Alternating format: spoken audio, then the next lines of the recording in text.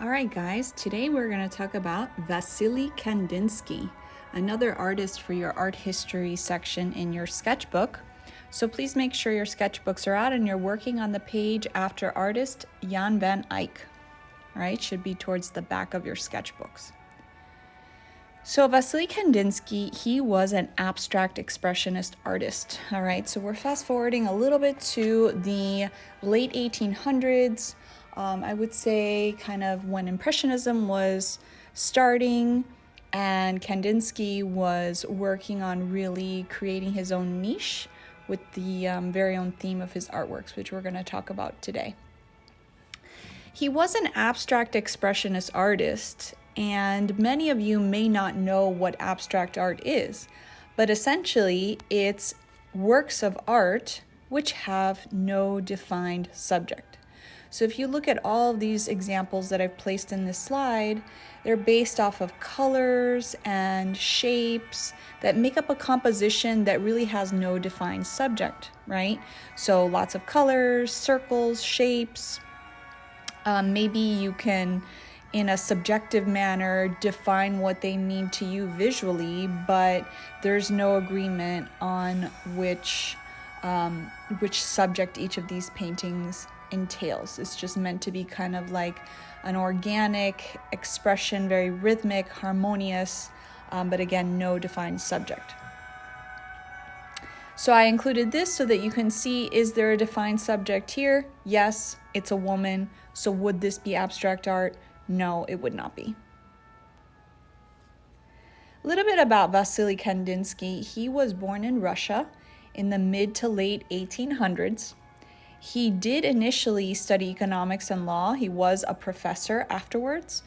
He came from a very well-to-do family, and so he was given opportunities to get and attain an actual education. In his 30s, he decided he loved art so much that he was going to become an artist and then an art professor. He even became an art theorist, writing about art theory. So one of his famous books is actually called Concerning the Spiritual in Art. And I'm going to read to a quote that I think is absolutely beautiful that he starts off his book with. He says, "Every work of art is the child of its age, and in many cases, the mother of our emotions." So very interesting that he was very connected with the art. And even so, I am going to tell you something very interesting about him. He had something called synesthesia. If you've never heard of this, that means that what was happening with him inside his mind and energy field is that when he listened to music, he would see a color. Or when he would smell something, he might see a color. So it was very based off of senses. And if you read the explanation here on the slide, it is considered a neurological phenomenon. It's very rare. Not a lot of people have this, but also it happens oppositionally as well. He would look at a color and he would hear a certain sound, right? So you can see this is one of his works here on the right, which is very colorful, a lot of movement. You can see that abstract, no subject, right? Expressionism. This is very expressionist throughout the painting, expressing his emotions. Because remember, he says that every work of art is the mother of our emotions. So this is one of his famous pieces, Concentric Circles, which he compared to snails, which we'll talk about in a second. And this is another one of his famous pieces, Yellow, Red, and Blue. And just really, again, you can see he's separating the colors into shapes, a lot of movement. Again, this is his visual expression of possibly a musical piece he was experiencing. And if you're listening, I have some music playing in the background from a very famous opera that happened in the early 1900s, probably in Vienna, from the composer Wagner.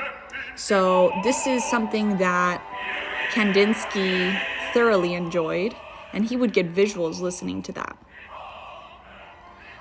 So if you're more interested, you can see that this is exactly how Kandinsky defined colors, right? His favorite color actually was blue. And if we read it, it says that blue is the color that moves concentrically, like a snail in its shell.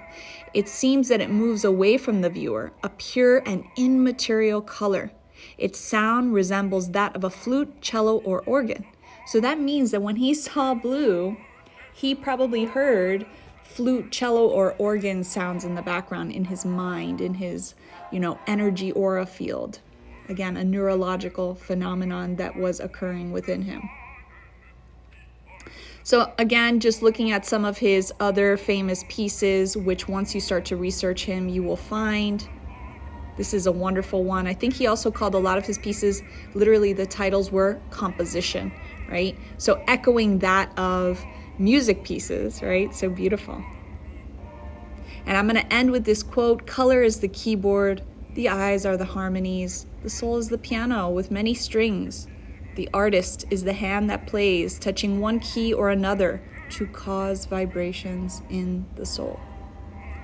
Cheers, guys, and remember that today you are working on the page after Jan van Eyck. Title is Vasily Kandinsky, 8 numbered facts, and a full half page of colored artwork. Have fun and be good, and don't forget, I hope you've turned in your cell phones. Thank you so much.